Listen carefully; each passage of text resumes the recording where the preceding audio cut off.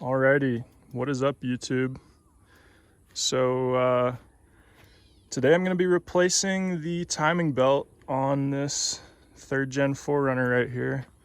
I know there's a lot of videos on how to do this, but the goal here is I'm going to try and just show every step very quickly. I'm not going to really go into much detail, just so people that are thinking about doing this on their own can kind of get an idea of what it's going to take and what tools they're going to need. I've got all my tools right here. I'll probably go through at the end once I'm done, see what I've got out, and I'll kind of splice that in after this to show what you're going to need. We've also got our beer cooler here. That's optional but recommended.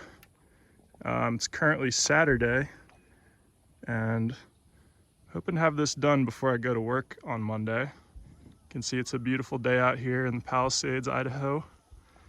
And yeah, without further ado, I'm just gonna kind of bomb through these steps, and hopefully this is helpful.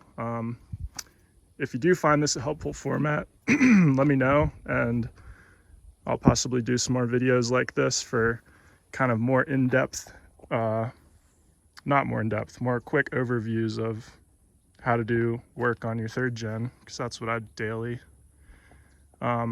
If you need a little more in-depth look, Timmy the Tool Man is really the guy to look at. But yeah, here we go.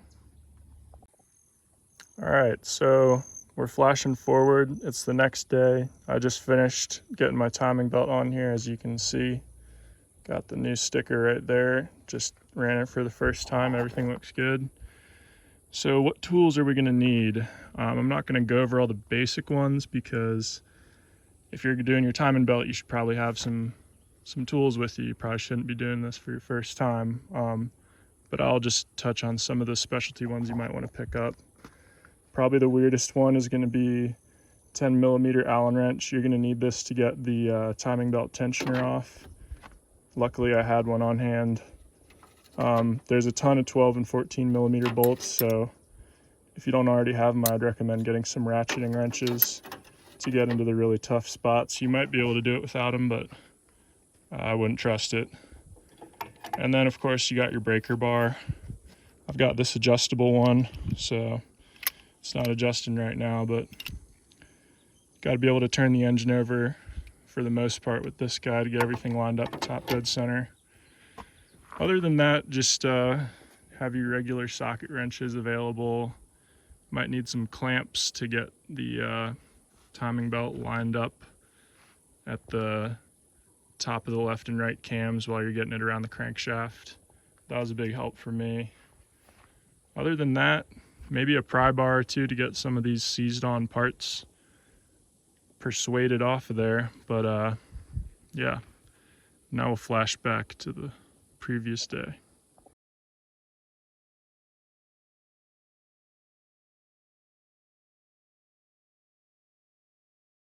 All right, so the first step is we got to get this radiator, fan shroud, and fan drained out of all the coolant, and then we're going to disconnect it from the engine and just pull all this stuff out of here.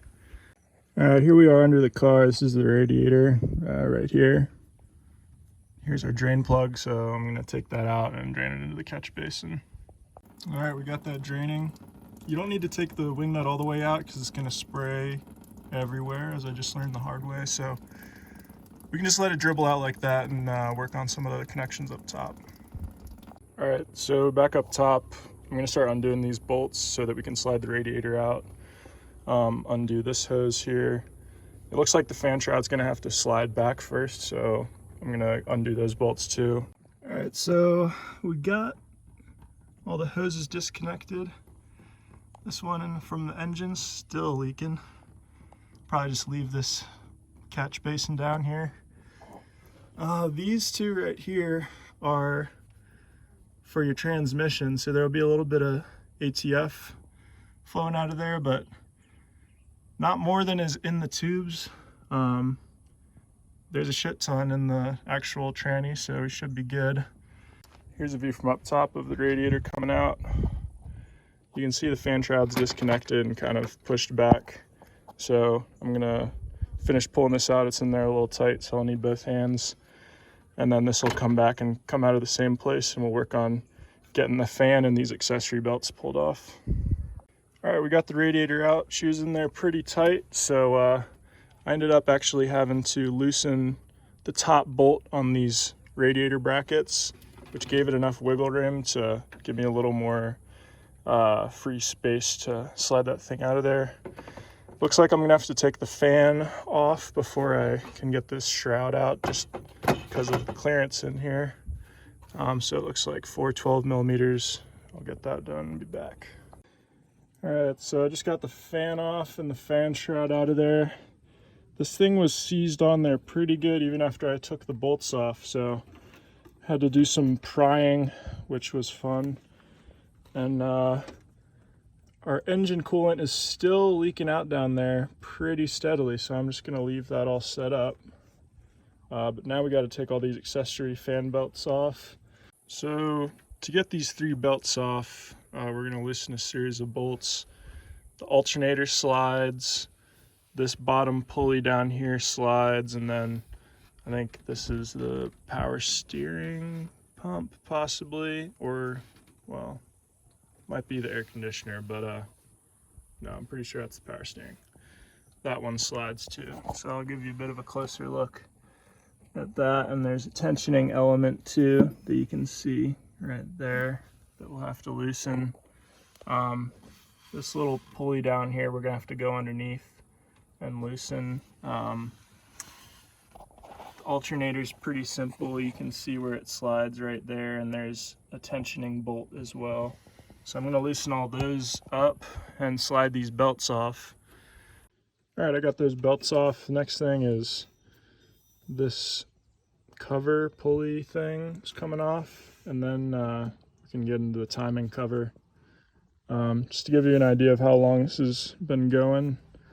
Started around 2:15, 4:15, so been working about 2 hours on this.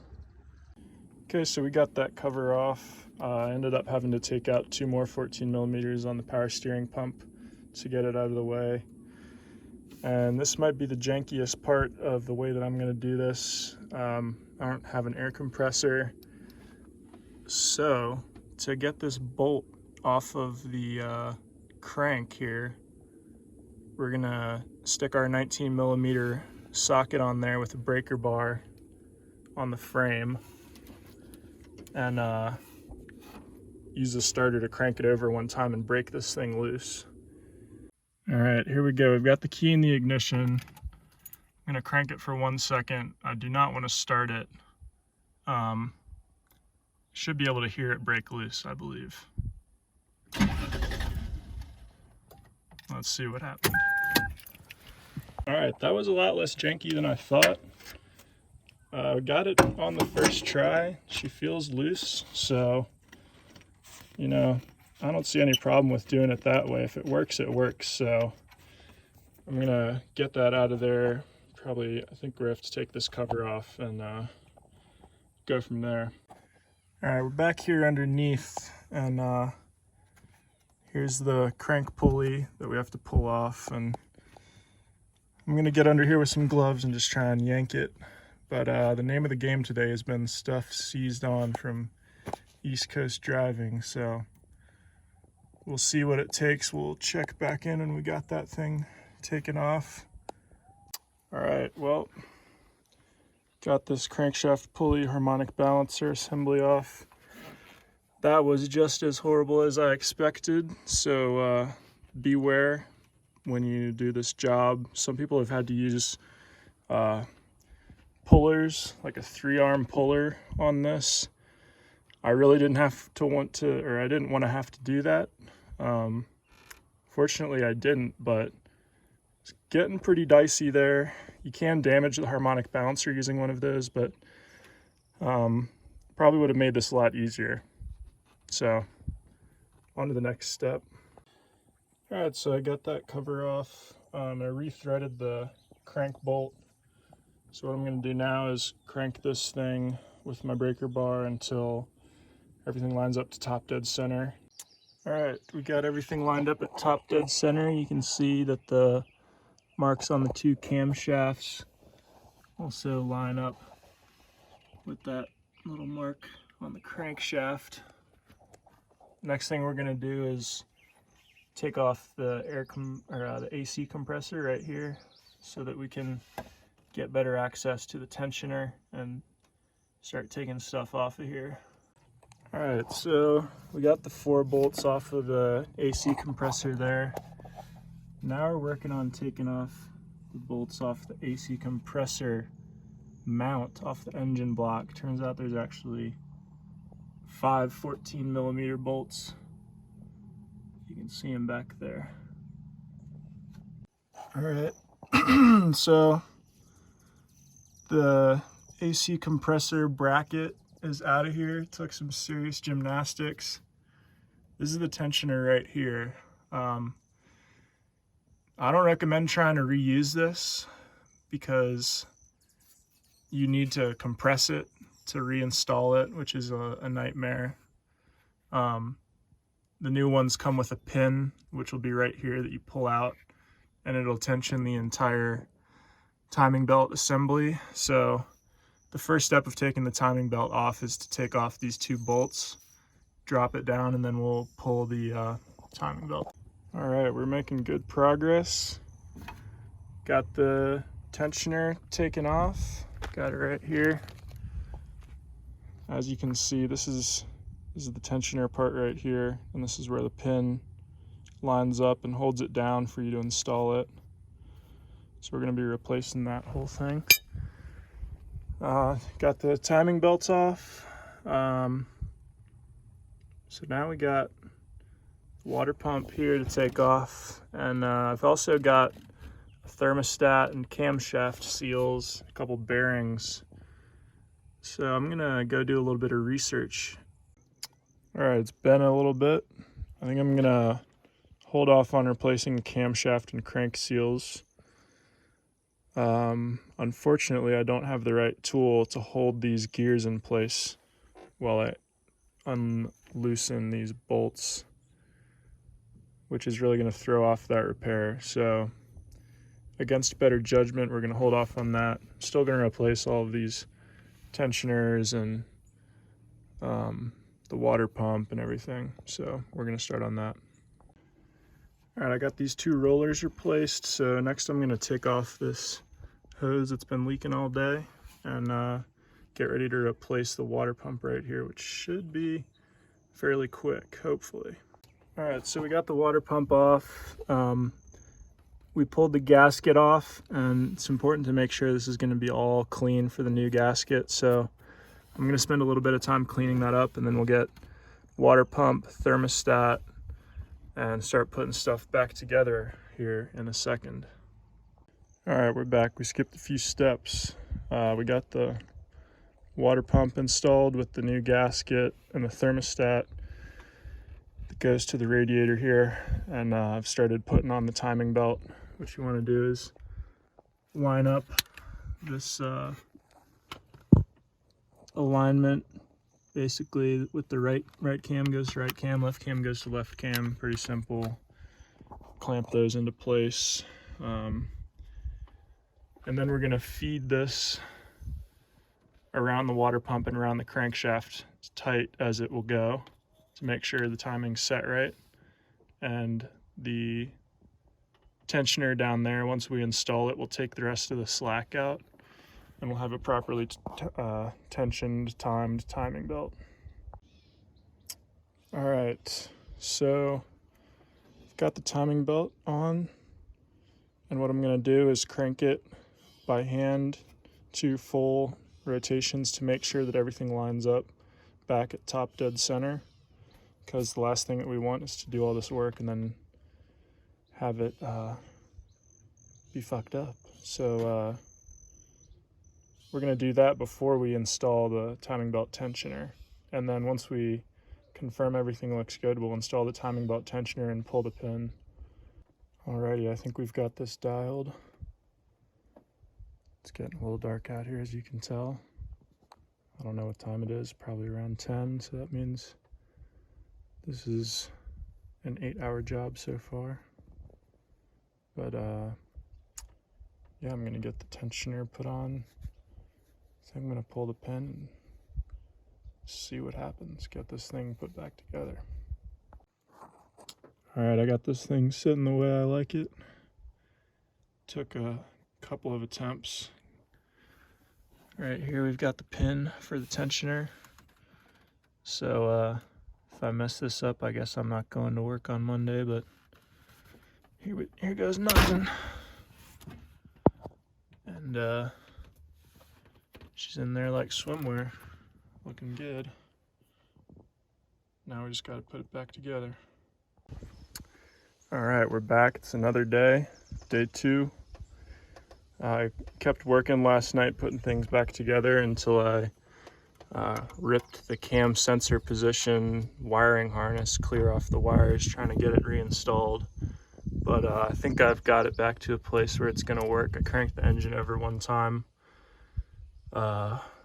just to make sure it would fire, and I think we'll be good. But if not, we're going to be having to order another one of those or just hot wire it to get us where we're going. But I'm going to put on the timing belt cover, put these belts back on, put the fan back on, and then slide the radiator back in and we'll be done. All right, so I got the timing cover on. Now it's time to reinstall these belts. So we got power steering, AC, and the alternator. They're all really similar, so it's really important to make sure you're getting those on the right spot. You can look it up by the part number, but I also numbered the belts as I took them off, so I'm gonna compare them and make sure that the size is right, and then we'll be on our way. So we got the belts on. I haven't tensioned these yet because this pulley here is still a little bit loose. So I'm gonna get the fan on here so this sandwich is nice and tight, and then I'll go through and tension all these belts. There is a tool, a specialty tool to get your belts properly tensioned, but I think I know how tight they're supposed to be, so I'm gonna use the old micrometer on that one. All right, last final steps here. Got the radiator bolted back in. All the belts are in there, snugged up. So all I got to do now is reconnect all these radiator tubes, get those nice and tight, and fill this baby up, and we'll see how she runs. Hopefully didn't miss nothing. Looks like we don't have any spare parts after this one, so it's always a good sign. All right, the time has come. We got the radiator in, filled up, reconnected. Doesn't look like there's anything leaking yet. Of course, we got our timing belt change sticker. That was probably the most satisfying part of this whole job. But let's fire her up and see how she runs. All right, here we are in the cab of my truck. I'm gonna start it, run it for a couple minutes, and we'll check the engine codes. I do have a catalytic converter P0420 that'll come up, but I wanna see if there's any mistiming or anything. So here we go. Fires right up. I think we'll call that good. I'll go check for leaks outside, and we'll run a little engine diagnostic to make sure everything's looking good, but got to fill the radiator the rest of the way up and she'll be done.